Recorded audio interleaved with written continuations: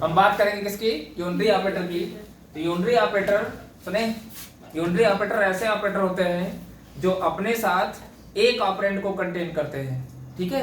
और unary operator में कौन कौन से ऑपरेटर होते हैं, एक साइज ऑफ ऑपरेटर होता है, एक आपका इंक्रीमेंट ऑपरेटर होता है, एक आपका डिक्रीमेंट ऑपरेटर होता है।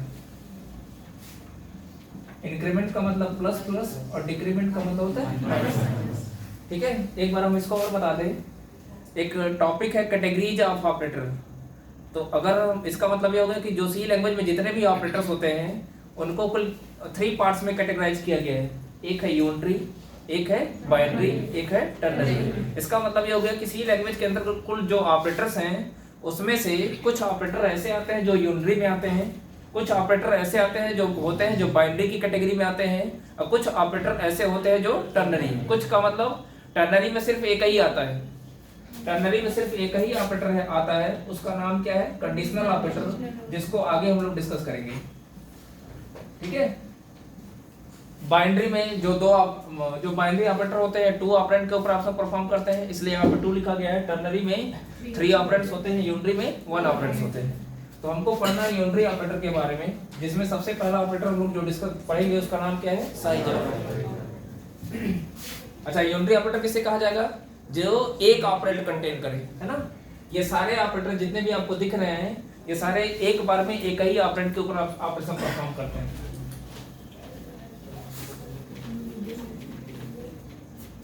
हम बात करेंगे किसकी, साइज ऑफ।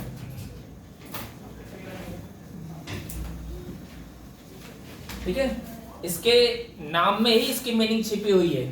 अगर हम साइज ऑफ ऑपरेटर की बात करें तो ये क्या बताता है, ये साइज बताता है ना। साइज ऑफ ऑपरेटर साइज बताता है किसका, हमारे द्वारा प्रोग्राम के अंदर जो वेरिएबल यूज किए जाते हैं। यदि हमने प्रोग्राम में किसी वेरिएबल का यूज किया है और उसकी साइज जानना चाहते हैं कि वह मेमोरी में कितने बाइट का स्पेस पाया हुआ है, तो उसके लिए हम किसका यूज करेंगे, साइज ऑफ। इसके अलावा किसी भी प्रकार के कांस्टेंट वैल्यू की अगर हम साइज जानना चाहते हैं, कांस्टेंट वैल्यू, यदि हम किसी प्रकार के कांस्टेंट वैल्यू की साइज को जानना चाहते हैं तो उसके लिए भी हम लोग किसका इस्तेमाल करते हैं, साइज ऑफ।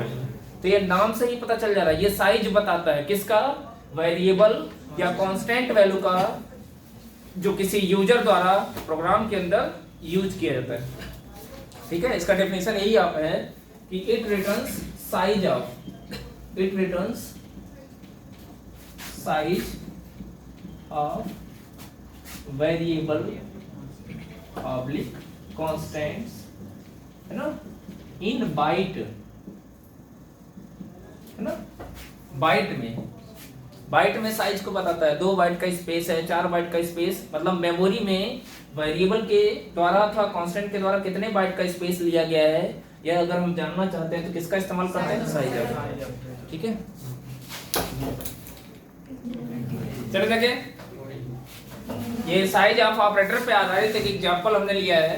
ठीक है, जहां पे देखिए एक वेरिएबल हमने लिया हुआ है ए नाम का, एक वेरिएबल हमने बी नाम का, एक वेरिएबल हमने लिया हुआ है सी नाम का। ए का टाइप इंट है, बी का टाइप डबल है, सी का टाइप लॉन्ग डबल है। अब यहाँ पे देखिए हमने प्रिंटफ से प्रिंटफ को यूज किया है, जो करेगा क्या, पहले इस मैसेज को प्रिंट करेगा, यानी आउटपुट में आपको मिलेगा क्या,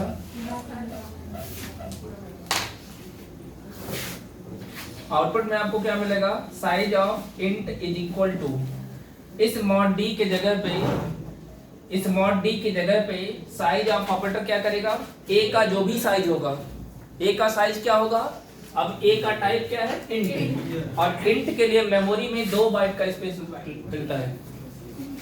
अच्छा, एक चीज और ध्यान दीजिएगा, 2 किस में आएगा, जब टर्बो सी कंपाइलर का यूज करेंगे। अगर यही प्रोग्राम विजुअल स्टूडियो कोड में करेंगे तो 2 के बजाय आंसर 4 आएगा।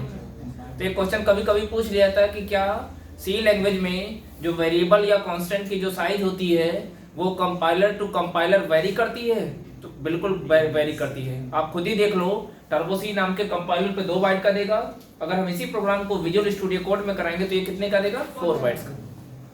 समझ में आ गया, तो ये क्वेश्चन पूछा जाता है। अब एक चीज और, साइज ऑफ ऑपरेटर हमेशा इंटीजर वैल्यू देता है। कैसी वैल्यू देता है? इंटीजर।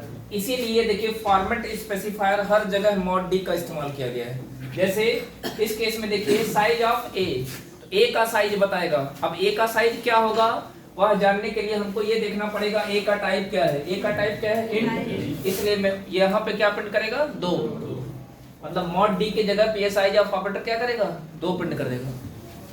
ठीक है, 2 रिटर्न करेगा जिसको प्रिंटफ क्या कर देगा? प्रिंट कर देगा। फिर देखिए अगला क्या लिखा है? साइज ऑफ डबल, ये मैसेज के रूप में आएगा।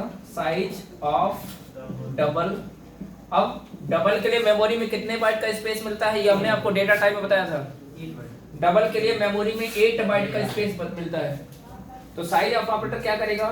बी का साइज रिटर्न करेगा और बी का साइज क्या होगा? 8 बाइट का। हमको कैसे पता? उसके लिए बी का टाइप देखेंगे। बी का टाइप क्या है? डबल है। और डबल के लिए मेमोरी में हमेशा कितने बाइट का स्पेस बनता है? 8 बाइट। फिर तीसरा जो वाला, जब तीसरा स्टेटमेंट एग्जीक्यूट करेगा तो प्रिंट करेगा साइज ऑफ लॉन्ग डबल। और यहाँ पे देखिए हमने क्या लिखा है? साइज ऑफ सी, मतलब साइज ऑफ ऑपरेटर क्या बताएगा? सी का साइज। अब सी का साइज क्या होगा यह जानना है तो देखिए सी का टाइप क्या है? सी का टाइप क्या है? Long double. और लॉन्ग डबल के केस में मेमोरी में कितने बाइट का स्पेस बनता है? 10 बाइट्स। तो 2, 8, 10 ये सारी वैल्यू किस टाइप की है? इंटीजर टाइप की है। ठीक है, ये हमेशा इंटीजर, इसलिए फॉर्मेट स्पेसिफायर मैंने सब जगह क्या लिखा हुआ? Mod D. अब देखिए यहाँ तो साइज ऑफ ऑपरेटर के अंदर हमने किसका इस्तेमाल किया था? वेरिएबल का। साइज ऑफ ऑपरेटर किसी कांस्टेंट वैल्यू के ऊपर भी, मतलब साइज ऑफ ऑपरेटर के पैरेंथेसिस में कोई कांस्टेंट वैल्यू भी आ सकती है। कुछ इस तरीके से देखिए हमने ब्रैकेट के अंदर क्या लिखा है? Size of 2.3। अब आप बताओ, सुनिए यहाँ पे सिर्फ 2.3 लिखा गया है। क्या 2.3 के साथ इंट, कैर, फ्लोट या डबल कुछ लिखा गया है? अब यहाँ पे अगर साइज ऑफ ऑपरेटर के केस में है ना, अगर in case size of operator के पैरेंथेसिस में कांस्टेंट वैल्यू आई है तो आपको खुद ही पहचानना पड़ेगा कि वह कांस्टेंट किस टाइप का है। और कांस्टेंट किस टाइप का है इस पे आधारित हमने वीडियो आपको अपलोड करके हमने पहले रख दिया। लिटरल पढ़ा है ना, लिटरल्स। ठीक है, अब देखिए लिटरल्स में ये चूंकि पॉइंट में वैल्यू आई है तो पॉइंट में 3 टाइप्स के लिटरल होते हैं। फ्लोट होता है, एक डबल होता है, एक लॉन्ग डबल। यानी ये पॉइंट में वैल्यू दी गई है तो या तो फ्लोट होगा या तो डबल होगा या तो लॉन्ग होगा। अब हमको पहचानना है कि फ्लोट है कि डबल है या तो लॉन्ग डबल है। तो हमने आपको बता रखा है यदि वैल्यू के बगल में स्मॉल एफ या कैपिटल एफ लिखा हो तो उसे फ्लोट माना जाएगा, और अगर कुछ नहीं लिखा गया होगा तो उसे डबल माना जाएगा। तो यहाँ पे देखिए सिंपली सिर्फ 2.3 लिखा गया है, इसलिए हम इसको क्या मानेंगे? डबल। और डबल के लिए मेमोरी में अभी हमने बताया कि कितने बाइट का स्पेस बनता है? 8 बाइट। तो अगर कोई कांस्टेंट वैल्यू दी गई है तो आप आसानी से, बस आपको कांस्टेंट का कॉन्सेप्ट पता होना चाहिए।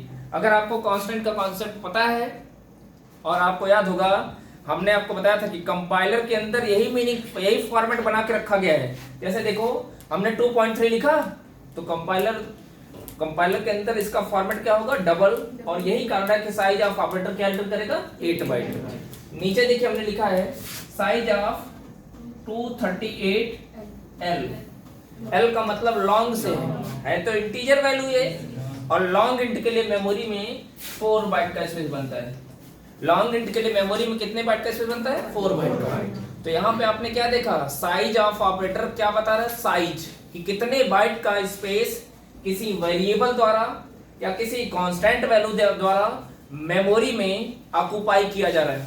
तो जितना भी उसके द्वारा साइज ऑक्युपाई किया जाएगा, यदि हम जानना चाहते हैं, ठीक है, तो हम उसके लिए किसका इस्तेमाल करेंगे? Size of operator. समझ में आ गया सबको? यही होता है साइज ऑफ ऑपरेटर का कॉन्सेप्ट। और ये यूनरी ऑपरेटर है, इसे यूनरी ऑपरेटर क्यों कहा जाता है आप ये भी देख सकते हो। कितने ऑपरेंड आए हैं? एक ही ऑपरेंड तो कंटेन कर रहा है, यही कारण है कि इसे क्या कहा जाता है? Unary operator. समझ में आ गया? एक ही ऑपरेंड या एक ही वैल्यू आया है, इसीलिए साइज ऑफ ऑपरेटर को किस कैटेगरी में रखा गया है? Unary operator. ठीक है।